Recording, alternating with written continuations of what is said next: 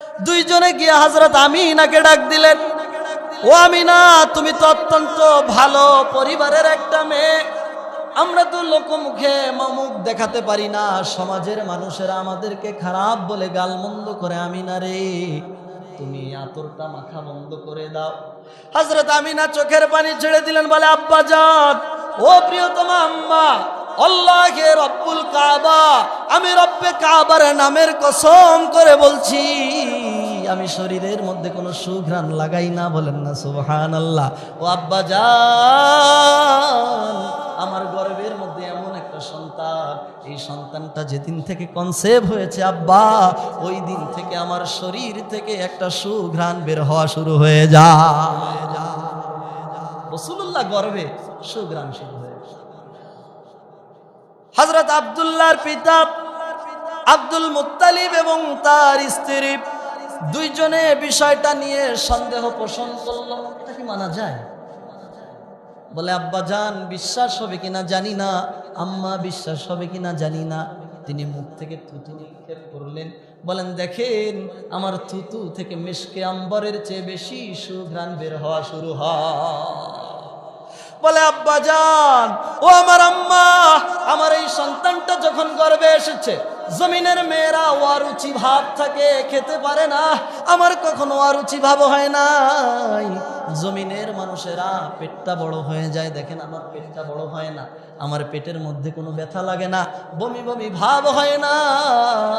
আরো আজীব ঘটনা শুনেন। ও আব্বাজান, আমি যখন ওই যে রাস্তা দিয়ে হেঁটে পানি আনার জন্য কূপের কাছে যাই, কূপের কাছে যাওয়ার সময় মক্কার পাথরি জমিন থেকে আমাকে সালাম দেওয়া শুরু হয়ে যায়। সুবহানাল্লাহ। আমি ডানে বামে তাকাই, কে আমাকে সালাম দেয় আমি খুঁজে পাই না। আমি রাস্তা দিয়ে চলতে থাকি, যেখানে আমি পা রাখি উত্তপ্ত মরুভূমির বালু কণাগুলি গরম হয়ে যায়, কিন্তু আমি যেখানে পা দেই সেখানে কেমন যেন আইস হয়ে যায়, বরফের মতো ঠান্ডা। সুবহানাল্লাহ বলবেন না? বলে আব্বাজান, হাঁটতে থাকি, আমি কখনো কখনো পাথরের বালুর উপরে পাড়া দেই, কখনো কখনো পাথরের উপরে পা দেই। আমি যখন পাথরের উপরে পা দেই, তখন পাথরটা আমার জন্য তোলার মতো নরম হয়ে যায়। বলে আব্বাজান, শুধু এতটুকু নয়, আমি যখন চলাফেরা শুরু করি, মাথার উপরে বিশাল এক খণ্ড মেঘ এসে আমাকে ছায়া দেওয়া শুরু করে দেয়, ছাওয়া দেয়। ও আব্বাজান, আমি রোদ অনুভব করি না। বলেন না সুবহানাল্লাহ। আম্মা বা'দু ফাউযু বিল্লাহি মিনাশ শাইতানির রাজীম। বিসমিল্লাহির রহমানির রহিম। ওয়ামা আরসালনাকা ইল্লা রাহমাতাল লিল আলামিন।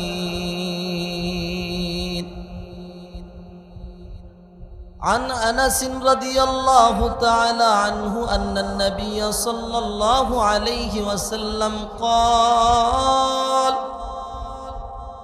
قال رسول الله صلى الله عليه وسلم لا يؤمن أحدكم حتى أكون أحب إليه من والده وولده والناس أجمعين، أو كما قال النبي عليه الصلاة والسلام. وقال تعالى في شان حبيبه صلى الله عليه وسلم: إن الله وملائكته يصلون على النبي يا أيها الذين آمنوا صلوا عليه وسلموا تسليما. اللهم صل على محمد وعلى آل محمد كما صليت على إبراهيم সকলে আমরা মহাব্বতের সঙ্গে এই মাসটা আমাদের প্রিয় নবী, শেষ নবী জনাবে মুহাম্মদুর রাসূলুল্লাহ সাল্লাল্লাহু আলাইহি ওয়াসাল্লামের জন্ম এবং মৃত্যুর মাস। এই মাসের নাম পবিত্র রবিউল আউয়াল মাস। এই জন্য এই মাসের উপরে রসুলের ভালোবাসাটা উম্মতের অন্তরে সবসময় নবীজির ভালোবাসা থাকবে, কিন্তু এই মাসটা যখন আসে তখন আরও বেশি রসুলের কথা মনে পড়ে যায়। এজন্য রসুলের ভালোবাসায় মহাব্বতের সঙ্গে দুরূদ পাঠ করব। আল্লাহুম্মা সাল্লি আলা মুহাম্মাদ ওয়া আলা আলি মুহাম্মাদ কামা সাল্লাইতা আলা ইব্রাহিম ওয়া আলা আলি ইব্রাহিম। আল্লাহুম্মা বারিক আলা মুহাম্মাদ ওয়া আলা আলি মুহাম্মাদ কামা বারাকতা আলা ইব্রাহিম ওয়া আলা আলি ইব্রাহিম। বালাগাল উলা বিকামালিহি হাসনাত জামিউ খিসালিহি। বালাগাল উলা বিকামালিহি কাশাফাদ দুজা বিজামালিহি হাসনাত জামিউ খিসালিহি। সাল্লু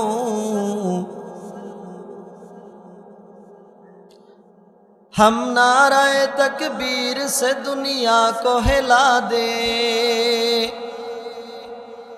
हम नाराए तकबीर से दुनिया को हिला दे, मिल्लत की हिफाजत के लिए जान लड़ा दे।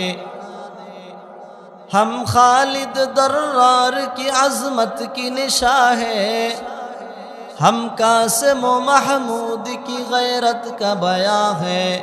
सुब्हानक ला इल्म लना इल्ला मा अल्लमतना इन्नका अंतल अलीमुल हकीम।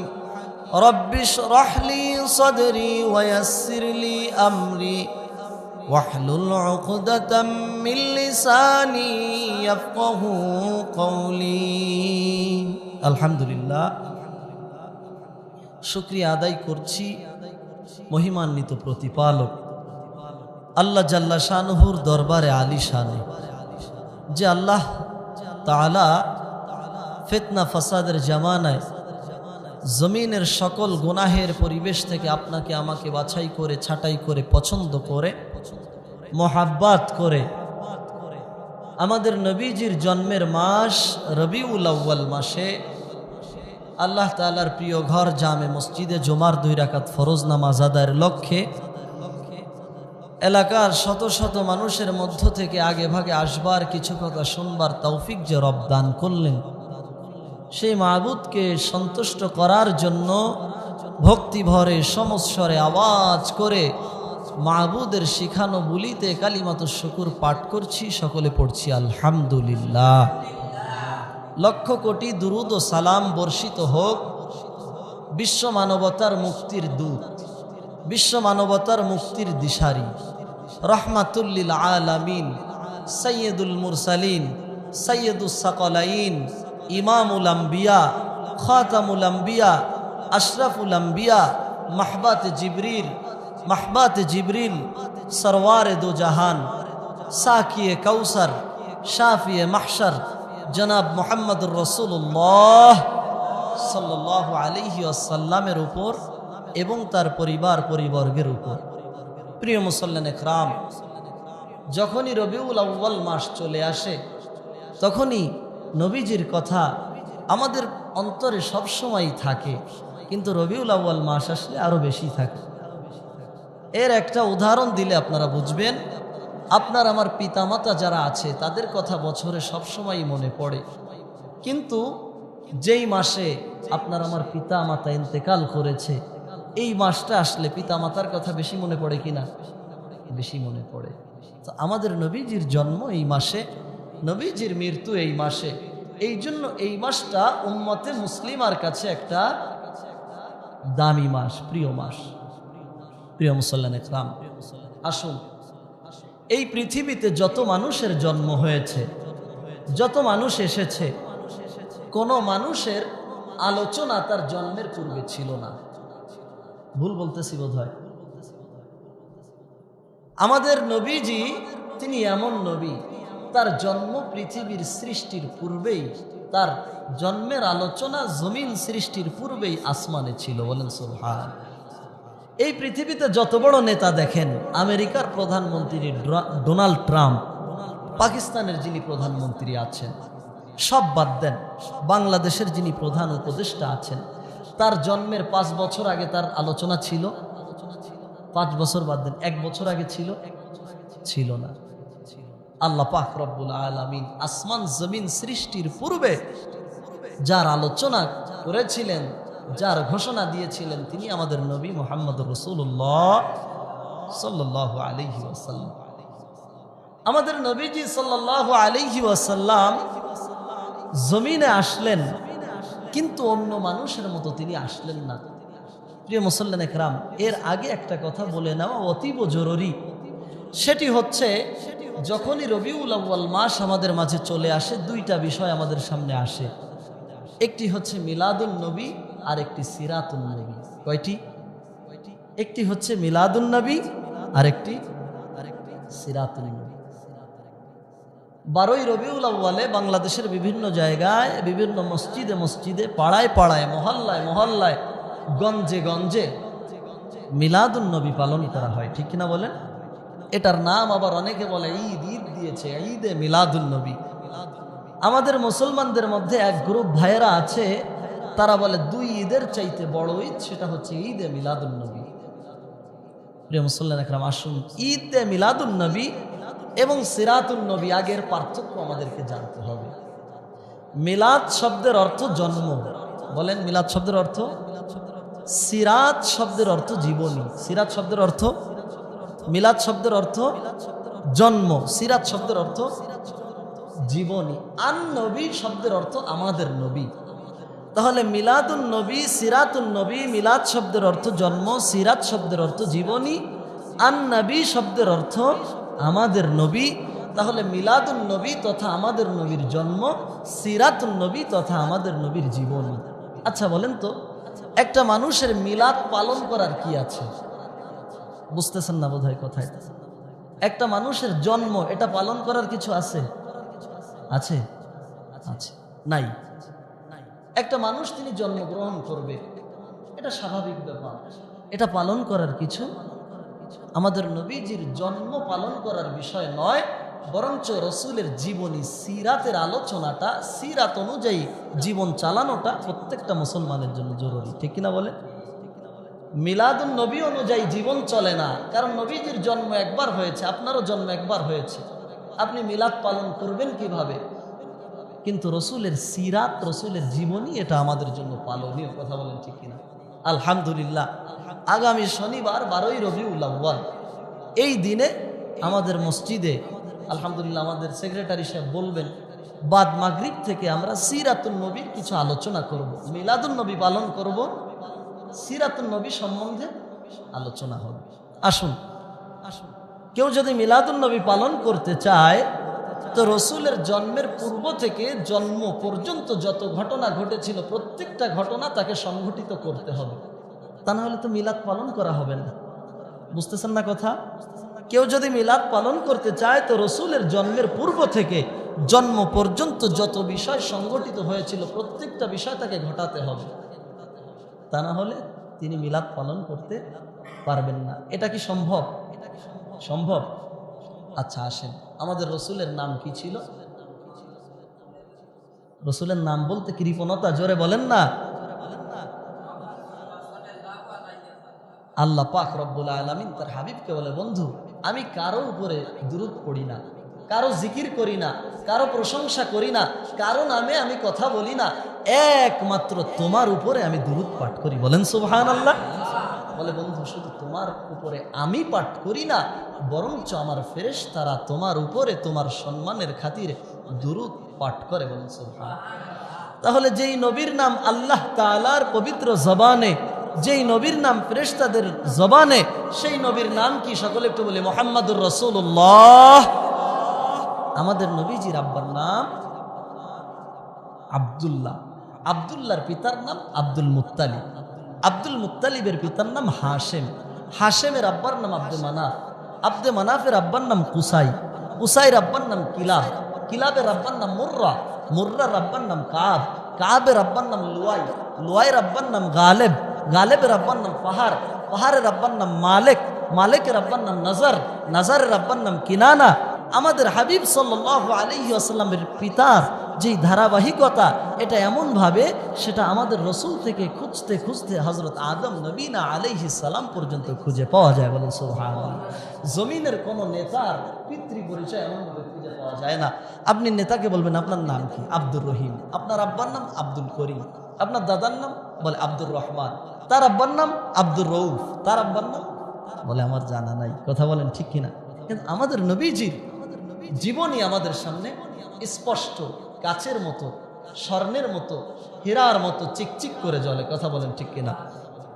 আমাদের নবীজির আব্বার নাম তাহলে কি? হযরত আব্দুল্লাহ। এই আব্দুল্লাহ তিনি তখনও বিয়ে করেননি। রসুলের মিলাদের আলোচনা শুরু হচ্ছে। কিসের আলোচনা? মিলাদের আলোচনা। রসুলের পিতা আব্দুল্লাহ তখনও বিয়ে করেননি। তিনি ছিলেন শ্যামলা বর্ণের। কি বর্ণের? আমাদের এলাকায় আছে শ্যামলা বর্ণের মানুষ। তিনি শ্যামলা বর্ণের ছিলেন। কোরাইশেরা তারা যখন ব্যবসা করতে যেত তো প্রতিদিন এই আব্দুল্লাহর চেহারা একবার দেখে যেত। কোরাইশরা বর্ণনা করেন, ইয়াহুদিরা বর্ণনা করেন, আমরা যখন ব্যবসা করতে যেতাম, আমরা যদি এই আব্দুল্লাহর চেহারা দেখে যেতাম তো আমাদের ব্যবসার মধ্যে কয়েক গুণ বরকত যেন কোথা থেকে চলে আসতো। রসুলের পিতার বিয়ে হয়েছে? বিয়ে হয়নি। প্রিয় মুসলমান আকরাম, এই বিষয়ে অন্য একদিন আলোচনা করব, বিশাল আলোচনা। আমাদের রসুলকে বলা হয় দুই জবেহের সন্তান। একটা হচ্ছে নবী ইসমাইল আলাইহিস সালাম, আর একটা হচ্ছে তার আব্বাজান। এই দুইজনকে জবেহ করার নির্দেশ আসছিল, জবেহ করার কাজও চলছিল, কিন্তু জবেহ হলো না। তো এই বিষয়ে অন্য একদিন আলোচনা করব। তো রসুলের পিতা আব্দুল্লাহ তখনও বিয়ে করেননি। আব্দুল্লাহ যখন রাস্তা দিয়ে হেঁটে যেতেন তো আব্দুল্লাহর মাথার উপরে সিরাতের কিতাবের মধ্যে আসে বিশাল বড় মেঘের একটা খণ্ড এসে আব্দুল্লাহকে ছায়া প্রদান করেছে। এটা রসুলের মিলাদ, জন্মের পূর্বের ঘটনা। আপনার আমার আব্বার মাথায় তো ছায়া দিয়েছে। আল্লাহর রসুলের পিতা হযরত আব্দুল্লাহ যখন জমিন দিয়ে চলাফেরা করতেন, আব্দুল্লাহর মাথার উপরে সিরাতের কিতাবের মধ্যে পাওয়া যায় আব্দুল্লাহর মাথার উপরে বড় এক খণ্ড মেঘ এসে ছায়া প্রদান করত। এই আব্দুল্লাহ অত্যন্ত লাজুক প্রকৃতির মানুষ ছিল। মক্কার সুন্দরী রমণীরা দেখল এই আব্দুল্লাহর মধ্যে এটা পরশ পাথর।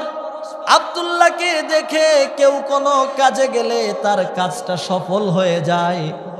কোনো মেয়ের যদি বিবাহ না হয়, এই মেয়ের পিতামাতা গিয়ে আব্দুল্লাহর চেহারা দেখে আসার পর এই মেয়েকে অনেক মানুষ ইতিপূর্বে দেখেছে, বিয়ে হয় না, কিন্তু আব্দুল্লাহর চেহারা দেখে আসার পর এরপরে যখন বিয়ের সম্বন্ধ আসে এই মেয়ের বিয়ে সঙ্গে সঙ্গে সংগঠিত হয়ে যায়। তো মেয়েরা দেখলেন যে আব্দুল্লাহ এ তো একটা অলৌকিক পাওয়ারওয়ালা মানুষ, তাহলে আব্দুল্লাহকে বিয়ে করতে হবে। আব্দুল্লাহ যখন জমিন দিয়ে চলতেন, সাধারণত পৃথিবীর নিজাম দেখা যায় ছেলেরা মেয়েদেরকে টিজিং করে, উত্তক্ত করে। যদিও সমাজে কিছু চিত্র ভিন্ন পাওয়া যায়, কিন্তু অধিকাংশ ক্ষেত্রে ছেলেরা মেয়েদেরকে উত্তক্ত করে। এই আব্দুল্লাহ যখন চলতেন তখন মেয়েরা তাকে উত্তক্ত করে, আব্দুল্লাহ আমাকে একটু বিয়ে করো, আব্দুল্লাহ আমার আব্বার যা আছে আমি একা বলবো, কিচ্ছু সম্পত্তি অন্য কাউকে দিতে হবে না, যা সম্পত্তি আছে সব তোমাকে দিয়ে দিব, তুমি একটু আমাকে বিয়ে করো না। মেয়েরা এমনভাবে প্রস্তাব দিতেন, হযরত আব্দুল্লাহ লজ্জা পেয়ে বাড়িতে চলে যেতেন। একদিন এক মহিলা মক্কার সম্ভ্রান্ত একটা পরিবারের, এই মেয়েটা বারবার হযরত আব্দুল্লাহকে বিয়ের প্রস্তাব দেয়। আব্দুল্লাহ বিয়ে করতে চায় না। একদিন এসে বলতেছো, আব্দুল্লাহ তোমাকে বারবার প্রপোজ করি, বারবার অফার দেই, তুমি অফারটা প্রত্যাখ্যান করো। আব্দুল্লাহ রে, তোমার কাছে একটা আরজি, আমাকে বিয়ে করতে হবে না রে আব্দুল্লাহ, একটা দিন চলো না দুইজনে আমরা একটু নিরিবিলি, যেখানে জমিনের কেউ থাকবে না, তুমি আর আমি থাকবো, একজন আর একজনের সঙ্গে একটু ভালোবাসা বিনিময় করব, আদান প্রদান করব, চলো। হযরত আব্দুল্লাহ রাগ লজ্জা পেয়ে গেলেন, তিনি বাড়িতে ফিরে চলে গেলেন। যখন রাসূলের দাদা আব্দুল মুত্তালিব দেখলেন আমার সন্তান আব্দুল্লাহকে মেয়েরা উত্ত্যক্ত করা শুরু করেছে, তখন আমাদের নবীজির আব্বা হযরত আব্দুল্লাহকে হযরত আমিনার সঙ্গে বিবাহে আবদ্ধ করে দিলেন। বিবাহের পর হযরত আব্দুল্লাহ বেশি বাহিরে যেতেন না, পিতা নিষেধ করেছিলেন বাহিরে যাবা না। হযরত আব্দুল্লাহ তিনি স্ত্রীর সঙ্গে থাকতে লাগলেন। 3 দিন অতিবাহিত হওয়ার পর আব্দুল্লাহ বাহিরে গেলেন। এদিক থেকে মক্কার সুন্দরী রমণীরা যারা আব্দুল্লাহর জন্য পাগল ছিল, এই রমণীরা আব্দুল্লাহকে দেখার জন্য পাগল হয়ে গেলেন। হযরত আব্দুল্লাহর বাড়ির চতুর্পাশ দিয়ে আঙিনা দিয়ে তারা ঘোরাফেরা করা শুরু করে দেয়। রসুলের পিতা আব্দুল্লাহ যখন বের হলো, তখনও রসুলের জন্ম হয়েছে, মাত্র বিয়ে হয়েছে। 3 দিন পর যখন ঘর থেকে বের হলো, রসুলের পিতাকে দেখে যেই সমস্ত মহিলারা রসুলের পিতাকে দেখার জন্য, হযরত আব্দুল্লাহকে দেখার জন্য পাগল পারা হয়েছিল, এক ঝলক আব্দুল্লাহকে দেখে তারা বাড়ির দিকে সবাই রওনা করলো। আব্দুল্লাহ অবাক হয়ে গেল, হায় রে, আমি রাস্তা দিয়ে বের হতে পারতাম না, মহিলাদের সিরিয়াল থাকতো, মেয়েদের সিরিয়াল থাকতো, সুন্দরী মেয়েরা, টপ লেভেলের সুন্দরীরা, আজকে আমাকে দেখে তারা ব্যাকে যায় কেন, চলে যায় কেন? এবার আব্দুল্লাহ কি করলেন, তিনি বাহিরে হাঁটা শুরু করলেন। ওই যে মেয়েটা বলছিল যে আমার সঙ্গে একদিন একটু থাকো, ওই মেয়েটাও আব্দুল্লাহকে দেখে চলে যাচ্ছেন। হযরত আব্দুল্লাহ ডাক দিলেন, এদিকে আসো বোন, তুমি না আমাকে বিয়ে করতে চেয়েছিলা? বলে, আব্দুল্লাহ, শুনেছি তুমি বিয়ে করেছো, আমি তোমার সঙ্গে একটা মুহূর্ত থাকার জন্য পাগল ছিলাম। তুমি যখন বিয়ে করেছো, তোমার চেহারার মধ্যে একটা উজ্জ্বল একটা রশ্মি ছিল, যেই উজ্জ্বল রশ্মি দেখে আমরা পাগল পারা ছিলাম, সেই রশ্মিটা আর তোমার মধ্যে দেখা যায় না। আব্দুল্লাহ, আমি বলেছিলাম আমার পিতার যা আছে সব তোমাকে দিয়ে আমি বিয়ে করার জন্য প্রস্তুত, আমার সঙ্গে তুমি যদি থাকো পিতার সব দিয়ে দিতে আমি রাজি ছিলাম, আর এখন যদি পৃথিবীতে যা আছে সব তুমি আমাকে দিয়ে দাও, আমি তোমার সঙ্গে কথা বলার জন্য প্রস্তুত।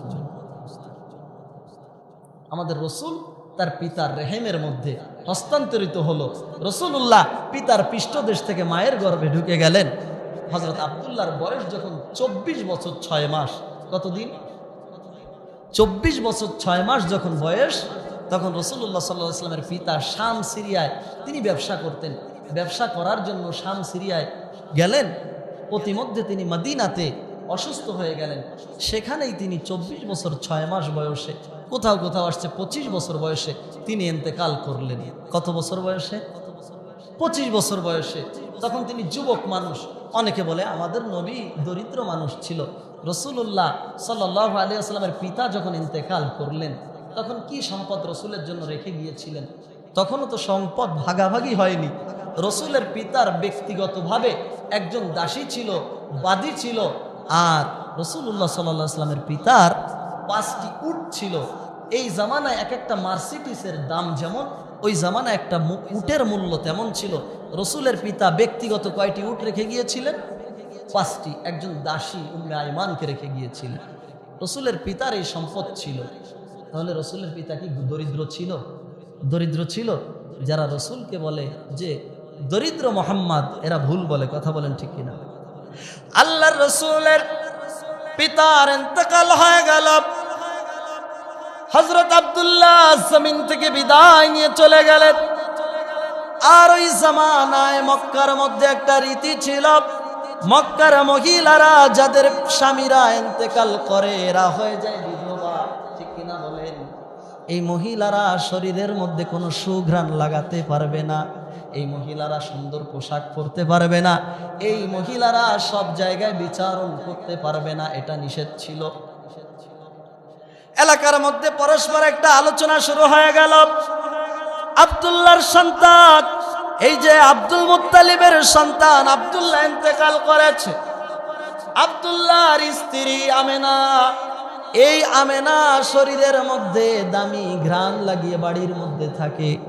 এটা তো আমাদের রীতির মধ্যে নিষেধ রয়েছে, যার স্বামী মরে যায় সে সুঘ্রাণ ব্যবহার করতে পারে, সে সুন্দর পোশাক পরতে, সবার সাথে কথা বলতে, বাহিরে যেতে। এবার এই আলোচনা এলাকার মধ্যে পরস্পর ছড়িয়ে গেল। রসুলের দাদা তিনি অনেক সম্পদের মালিক ছিলেন না, কিন্তু রসুলের দাদা তিনি একজন ব্যক্তিত্ববান লোক ছিলেন, তাকে মানুষগুলো সম্মান করত, মর্যাদা করত, তিনি বিচারক ছিলেন, তিনি অত্যন্ত মূল্যবান মানুষ ছিলেন। তার কাছে ব্যক্তিরা গিয়ে বলল যে হে আব্দুল মুত্তালিব, আমরা আমাদের স্ত্রীদের কন্যাদের কাছে আমরা শুনছি, পুত্রবধূদের কাছে শুনছি যে আপনার এই যে বিধবা পুত্রবধূ তার স্বামী মরে গিয়েছে, অন্তরে কোনো শোক নাই, অন্তরে কোনো শোক নাই, শরীরের মধ্যে দামি ঘ্রাণ লাগায়, সুঘ্রাণ লাগিয়ে সে ঘরের মধ্যে থাকে। এলাকার মানুষগুলো আরেকজন মানুষের দোষ খুঁজতে থাকে নাকি থাকে না? দোষ খুঁজতে। আব্দুল মুত্তালিব তিনি দেখলেন আমার পুত্রবধূ সন্তান অল্প বয়সে ইন্তেকাল করেছেন, আমার পুত্রবধূর কাছে কিভাবে আমি এই বিষয়টা জিজ্ঞাসা করব? যারা প্রকৃত পক্ষে শ্বশুর হয় তারা লজ্জা পায় নাকি পায় না? যারা ব্যক্তিত্ববান তাদের ব্যক্তিত্বে বাঁধে, আর যারা ব্যক্তিত্বহীন তারা মানুষকে আজে বাজে কথা বলতে গায়ে বাঁধে না। কথা বলেন ঠিক কিনা? হযরত আব্দুল্লাহর পিতা আব্দুল মুত্তালিব তার স্ত্রীর সঙ্গে পরামর্শ করলেন, ও প্রিয়তমা স্ত্রী, আমি তো মানুষের সামনে মুখ দেখাতে পারি না, সমাজের মানুষেরা যা না তাই আমাকে বলে, পুত্রবধূ কেন সুন্দর ঘ্রাণ মেখে চলে, তুমি কি কিছু বলতে পারো না? রাসূলের দাদি বলেন, ও প্রিয় স্বামী, আমি আপনাকে লজ্জায় বলতে পারি না, আমি না গোসল করে যখন হাম্মামখানা গোসলখানা থেকে বের হন, আমি যখন ওই গোসলখানার মধ্যে প্রবেশ করি, ওই গোসলখানা থেকে এমন ঘ্রাণ বের হওয়া শুরু হয়, আমি পাগল পারা হয়ে যাই। বলেন না সুবহানাল্লাহ? ঘ্রাণে আমি পাগল পারা হয়ে যাই, আমি গোসলখানার মধ্যে থাকতে পারি না। আমার পুত্রবধূ কেন মাখে, এটা আমি প্রশ্ন করব, আমার কষ্ট হয়, কারণ কয়েকদিন আগেই তার স্বামী মারা গিয়েছে, কাটা জায়গায় ঘামের ছিটা দিতে চাই না। এবার বললেন তাহলে কাজ করো, চলো আমরা দুইজনে যাই, দুইজনই তো মুরব্বী, গিয়ে দুইজনে একটু জিজ্ঞাসা করি, মা আমি না, দেখো তুমি যে এটা মাখো, মানুষ এটা ভালো চোখে দেখে না। তারা চলে গেলেন, দুইজনে গিয়ে হযরত আমিনাকে ডাক দিলেন, ও আমিনা, তুমি তো অত্যন্ত ভালো পরিবারের একটা মেয়ে, আমরা তো লোকমুখে মুখ দেখাতে পারি না, সমাজের মানুষেরা আমাদেরকে খারাপ বলে গালমন্দ করে, আমিনা রে তুমি আতরটা মাখা বন্ধ করে দাও। হযরত আমিনা চোখের পানি ছেড়ে দিলেন, বলে আব্বা জান, ও প্রিয়তমা আম্মা, আল্লাহে রব্বুল কাবা, আমি রব্বে কাবার নামের কসম করে বলছি, আমি শরীরের মধ্যে কোনো সুঘ্রাণ লাগাই না। বলেন না সুবহানাল্লাহ? ও আব্বা জান, আমার গর্ভের মধ্যে এমন একটা সন্তান, এই সন্তানটা যেদিন থেকে কনসেপ্ট হয়েছে আব্বা, ওই দিন থেকে আমার শরীর থেকে একটা সুঘ্রাণ বের হওয়া শুরু হয়ে যায়। রাসূলুল্লাহ গর্ভে সুঘ্রাণ শুরু হয়ে যায়। হযরত আব্দুল্লাহর পিতা আব্দুল মুত্তালিব এবং তার স্ত্রী দুইজনে বিষয়টা নিয়ে সন্দেহ পোষণ করলো, এটা কি মানা যায়? বলে আব্বা জান, বিশ্বাস হবে কিনা জানি না, আম্মা বিশ্বাস হবে কিনা জানি না। তিনি মুখ থেকে থুতু নিক্ষেপ করলেন, বলেন দেখেন আমার থুতু থেকে মিশকে আম্বরের চেয়ে বেশি সুঘ্রাণ বের হওয়া শুরু হয়। বলে আব্বা জান, ও আমার আম্মা, আমার এই সন্তানটা যখন গর্ভে এসেছে, জমিনের মেয়েরা অরুচি ভাব থাকে, খেতে পারে না, আমার কখনো অরুচি ভাব হয় নাই। জমিনের মানুষেরা পেটটা বড় হয়ে যায়, দেখেন আমার পেটটা বড় হয় না, আমার পেটের মধ্যে কোনো ব্যথা লাগে না, বমি বমি ভাব হয় না। আরো আজীব ঘটনা শুনেন, ও আব্বা জান, আমি যখন ওই যে রাস্তা দিয়ে হেঁটে পানি আনার জন্য কূপের কাছে যাই, কূপের কাছে যাওয়ার সময় মক্কার পাথরি জমিন থেকে আমাকে সালাম দেওয়া শুরু হয়ে যায়। সুবহানাল্লাহ। আমি ডানে বামে তাকাই, কে আমাকে সালাম দেয় আমি খুঁজে পাই না। আমি রাস্তা দিয়ে চলতে থাকি, যেখানে আমি পা রাখি উত্তপ্ত মরুভূমির বালু, বালু কণাগুলি গরম হয়ে যায়, কিন্তু আমি যেখানে পা দেই সেখানে কেমন যেন আইস হয়ে যায়, বরফের মতো ঠান্ডা। সুবহানাল্লাহ বলবেন না? বলে আব্বাজান হাঁটতে থাকি, আমি কখনো কখনো পাথরের বালুর উপরে পাড়া দেই, কখনো কখনো পাথরের উপরে পা দেই। আমি যখন পাথরের উপরে পা দেই তখন পাথরটা আমার জন্য তোলার মতো নরম হয়ে যায়। বলে আব্বাজান শুধু এতটুকু নয়, আমি যখন চলাফেরা শুরু করি মাথার উপরে বিশাল এক খণ্ড মেঘ এসে আমাকে ছায়া দেওয়া শুরু করে দেয়, ছাওয়া দেয়। ও আব্বাজান, আমি রোদ অনুভব করি না? বলেন না সুবহানাল্লাহ। বলে আব্বাজান, আমি যখন কুয়ায় পানি আনার জন্য যাই, আমি ইতিপূর্বে যেই কুয়ায় 40 হাত, 50 হাত, 30 হাত, 60 হাত দূরে দড়ি ছেড়ে দিয়ে বালতি দিয়ে টেনে টেনে পানি আনতাম, আমি কূপের কাছে যাওয়ার সঙ্গে সঙ্গে দেখি ওই কূপের পানিগুলি একদম কূপের মুখ বরাবর উঠে শব্দ করা শুরু করে দিয়েছে। আব্বাজান, এটা যদি আপনাদের বিশ্বাস না হয় তাহলে মক্কার মহিলাদের কাছে, বিবাহিতা মহিলা এবং যারা যুবতী মেয়ে আছে যারা পানি আনতে যায় তাদের কাছে একটু জিজ্ঞাসা করেন না। তারা আমাকে বলে, আমার জন্য দাঁড়িয়ে থাকে, বলে আমি না এত সময় তোমার জন্য অপেক্ষা করছিলাম যে তুমি কখন পানি নিতে আসবা। তুমি যখন পানি নিতে আসবা তখন আমরা পানিটা সুন্দর করে বালতি দিব, উঠিয়ে নিব। আমি না, মেহেরবানি করে তুমি এখান থেকে নড়বা না, তুমি যদি যাও তো কূপের পানি আবার নিচে চলে যাবে, আমাদের কষ্ট করে উঠাতে হবে। আমি না, তুমি এখানে থাকো, তোমার যেই টাইমটা লস হচ্ছে এই টাইমটা আমরা পানি উঠিয়ে প্রয়োজনে পানি বহন করে তোমার পানি তোমার বাড়িতে আমরা পৌঁছে দিয়ে আসবো। হযরত আমিনা গর্বে রাসূলুল্লাহকে কনসেপ্ট করেছেন। এখনো আমাদের নবী জমিনের মধ্যে আসে, রাসূলুল্লাহ জমিনে আসার পূর্বে রাসূলুল্লাহর অলৌকিকত্ব, রাসূলের মুজিজা শুরু হয়ে গেল। যারা এই মিলাদুন নবী পালন করার জন্য পাগল, আল্লাহর রাসূলের জন্মের পূর্বে যেই ঘটনাগুলি ঘটেছিল কয়টা ঘটাতে পারবেন? কয়টা? একটাও পারবেন? একটাও পারবেন না। রাসূলুল্লাহ সাল্লাল্লাহু আলাইহি ওয়াসাল্লামের জন্ম প্রায় কাছে আসছে, জন্ম রাসূলের হয়ে যাবে। এমন সময় একদিন আমেনা ঘুমিয়ে আছেন। আমেনা ঘুমের মধ্যে দেখলেন 3 জন মহিলা তার পায়ের কাছে এসে সালাম দিলেন। আমেনা বলে, তোমরা কারা? একজন বলে, আমি হযরত ঈসার মা মারিয়াম। বলেন না সুবহানাল্লাহ। আর একজন বলে, আমি ফিরাউনের স্ত্রী আসিয়া। আর একজন বলে, আমি মুসার বোন। আল্লাহ পাক তোমার ডেলিভারি করানোর দায়িত্ব আমাদের কাছে পদার্পণ করেছে, আমার কাছে এই তোমার ডেলিভারি করানোর দায়িত্ব দিয়েছে। আল্লাহর রাসূল সাল্লাল্লাহু আলাইহি ওয়াসাল্লাম জমিনের মধ্যে আগমন করলেন। আল্লাহর রাসূলের জন্মের দিনটা, এটা নিয়ে 7টা আলোচনা পাওয়া যায়। কয়টা? আরো জোরে বলেন কয়টা? ইবনে কাসির রাহমাতুল্লাহ আলাইহি আল বিদায়া ওয়ান নিহায়ার মধ্যে তিনি লিখেছেন যে রাসূলুল্লাহ সাল্লাল্লাহু আলাইহি ওয়াসাল্লামের জন্মের 7টা দিন বর্ণনা পাওয়া যায়। একটা হচ্ছে রবিউল আউয়ালের 2 তারিখ। কয়টা? কয় তারিখ? 2 তারিখ। আর একটা 8 তারিখ। কয়টা? 2টা। একটা 10 তারিখ, একটা 12 তারিখ। এরপরে বলেন যে আর একটা হচ্ছে 17 তারিখ। কয় তারিখ? 17 তারিখ। আর একটা বলেন যে রবিউল আউয়াল মাসের 8 দিন আগে। কয়দিন আগে?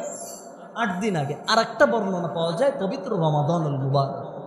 ইবনে কাসির রাহমাতুল্লাহি আলাইহি তিনি সব মতকে, যেগুলিকে তিনি দুর্বল মনে করেছেন, কিন্তু এই মতগুলি আছে, এই 7টা মত আছে, যেগুলিকে দুর্বল মনে করেছেন ওগুলির বিষয়ে আলোচনা করেননি। তিনি আলোচনা করেছে 2, এরপরে 8, 12, 3টা নিয়ে আলোচনা করেছে। এই 3টার মধ্যে আল্লাহ রাসূল সাল্লাল্লাহু আলাইহি ওয়াসাল্লামের, রাসূলুল্লাহ কে নয়, তখনও রাসূলুল্লাহর জন্ম হয়নি, কাবা ঘরকে ধ্বংস করার জন্য আসছিল। তো এই যে কাবা ঘরকে যখন ধ্বংস করতে আসছিল তাদেরকে আল্লাহ তাআলা শেষ করে দিলেন।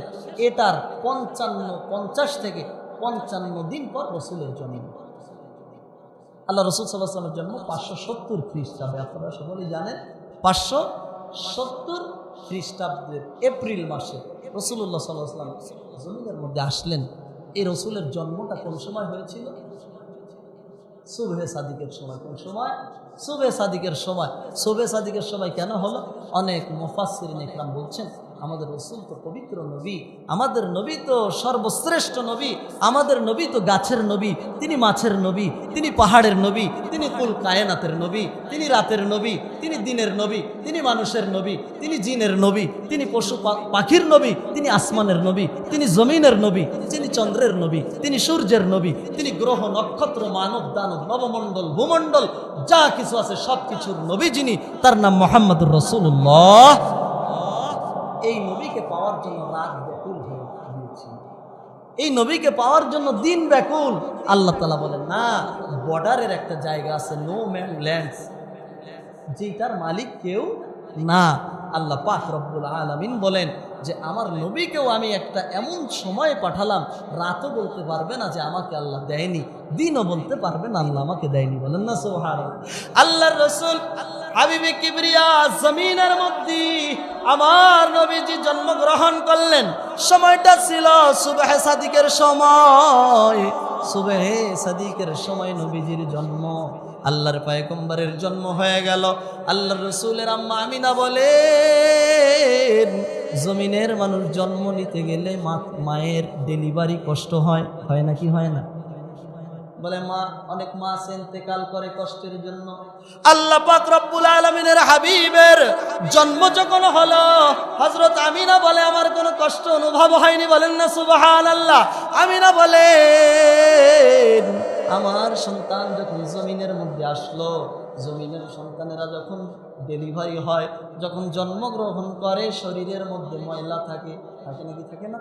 আমার রসুলের জন্ম যখন হয়েছিল, আমার রসুলের শরীরে বিন্দু পরিমাণ, এক জাররা পরিমাণ ময়লার কোনো ছিটে ফোঁটা ছিল না। বলেন সুবহানাল্লাহ।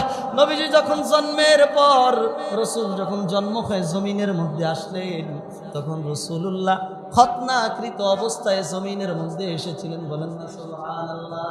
আমিনা বলেন আমার সন্তান যখন জমিনের মধ্যে ভূমিষ্ঠ হলো, যখন বের হলো, আমার সন্তান ডান কাছে এবং ডান কাত হয়ে শুয়ে পড়লেন।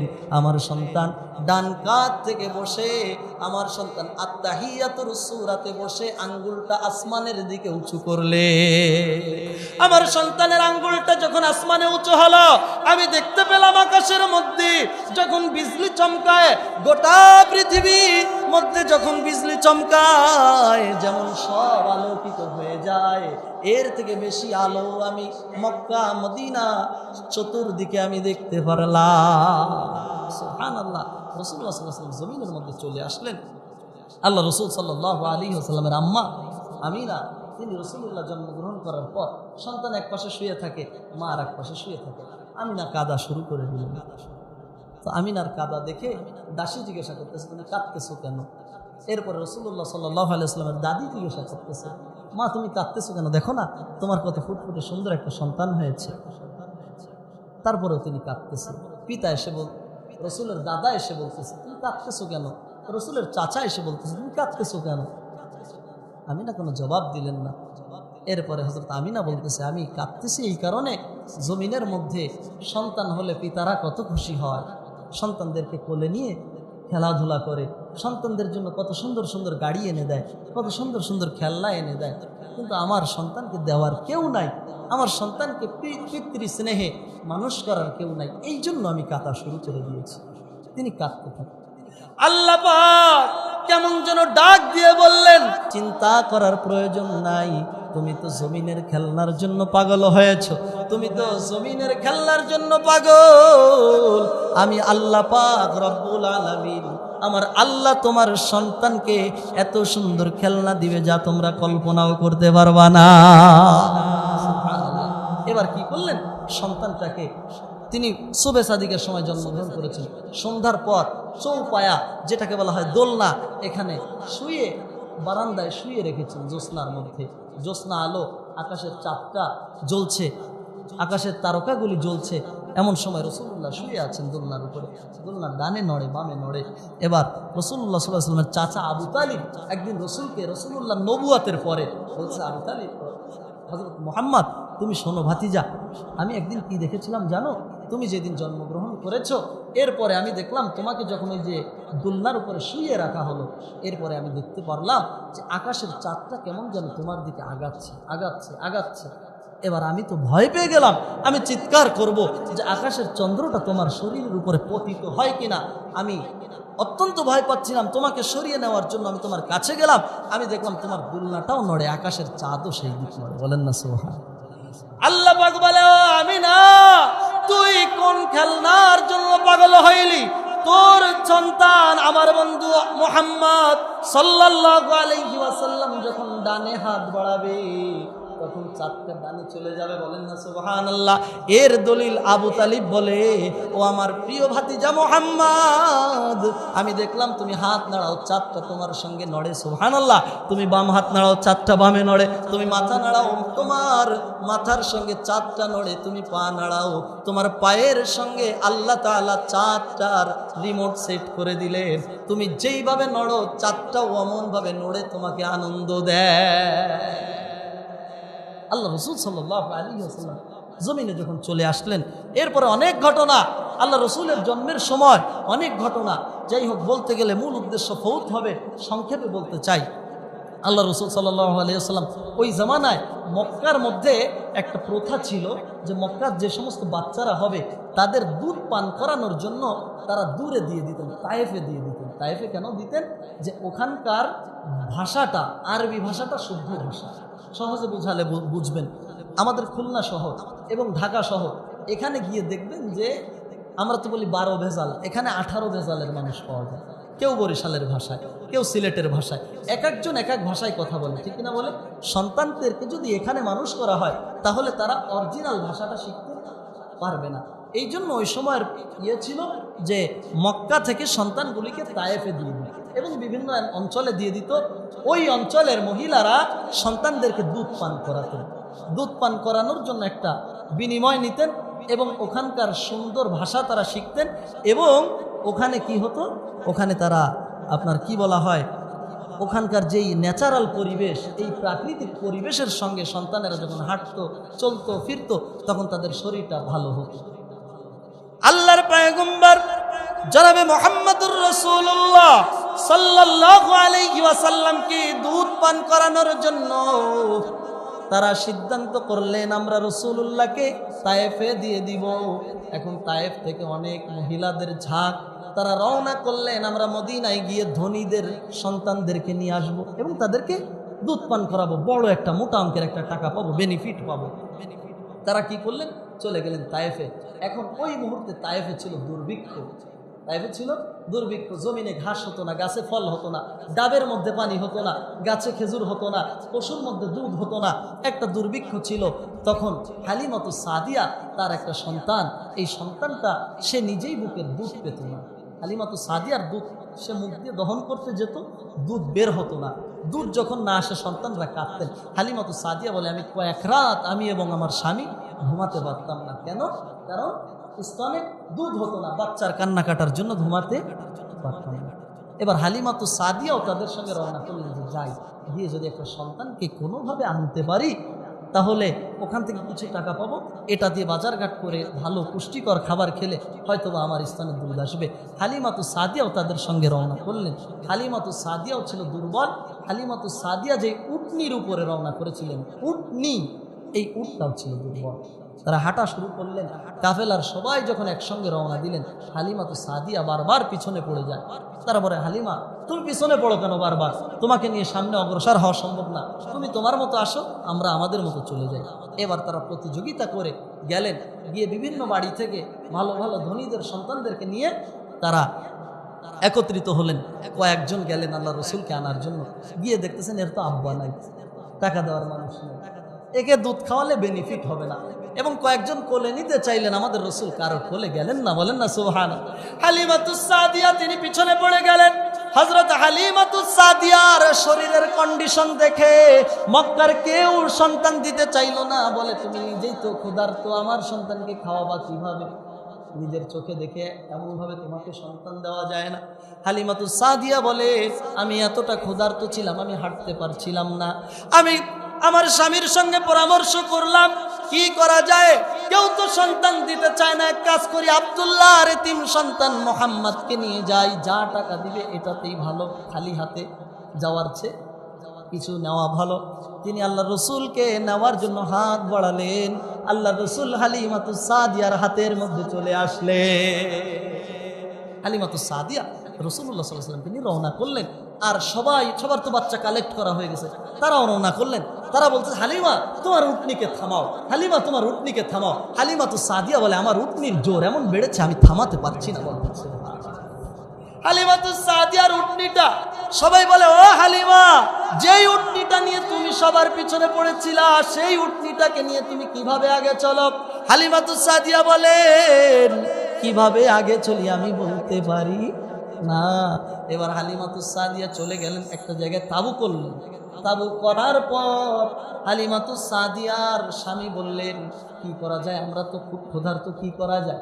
হালিমাতুস সাদিয়া বললেন, তাকায় দেখো না, আমাদের উটনিটা যেটা শুকনা ছিল, উটনির বানটা দুধে কেমন যেন ভরপুর দেখা যায়, বলেন না সুবহানাল্লাহ।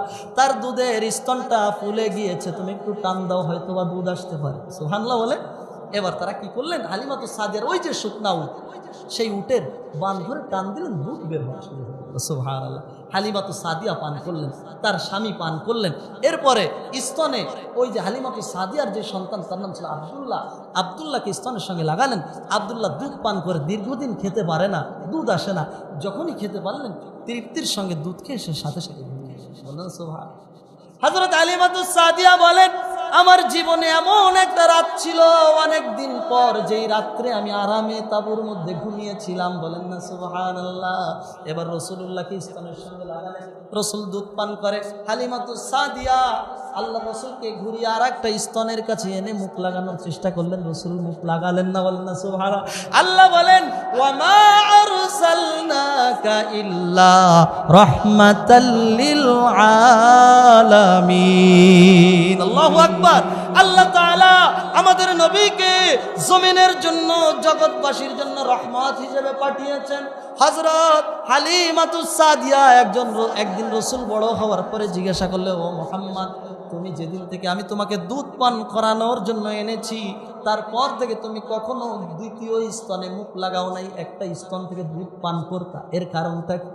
বলে, আম্মা জান, ও মা হালিমা, আমার আব্দুল্লাহ আমার ভাই, তারও হক রয়েছে আপনার স্তনের মধ্যে। আমার ভাই যে স্তন থেকে দুধ খাবে, ওই স্তন থেকে আমি দুধ খাইয়ে দুধ কমিয়ে ফেলবো, এমন জুলুমকারী মুহাম্মদ আমি নই।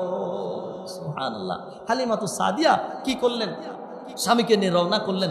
রওনা করে দেখতেছেন যেই সমস্ত বকরি, উট যেগুলির দুধ হতো না, এগুলির স্তনগুলি দুধে ভরপুর হয়ে গেছে। সুবহানাল্লাহ বলবেন না। যে সমস্ত গাছের মধ্যে দীর্ঘদিন ফল হতো না, এই গাছের মধ্যে মুকুল ফুল হওয়া শুরু হয়ে গিয়েছে। সুবহানাল্লাহ বলেন। যেই কূপের মধ্যে পানি ছিল না, পানি হওয়া শুরু হয়ে গেছে। হালিমাতুস সাদিয়া দেখে খুশি হলেন। বর্ণনার মধ্যে পাওয়া যায়, হালিমাতুস সাদিয়ার উটগুলি, এরপরে দুমরা বকরিগুলি ঘাস খেতে যেত, যেই জমিনে ঘাস খেত, তার বকরি দুম্বাগুলি পেট ভরে বাড়িতে চলে আসতো। অন্যদের উট বকরি দুম্বা তারা কোনো ঘাস পেত না, পেট ভরতো না। তারা তাদের গোলামদেরকে বলতেন যে, তোমরা এক কাজ করো, হালিমা যেখানে উট বাঁধে সেখানে উট বেঁধে দিয়ে আসো। কিন্তু হালিমাতুস সাদিয়া এই যে দুধ পাইতেন, এই যে ঘাস পাইতেন, কার বরকত?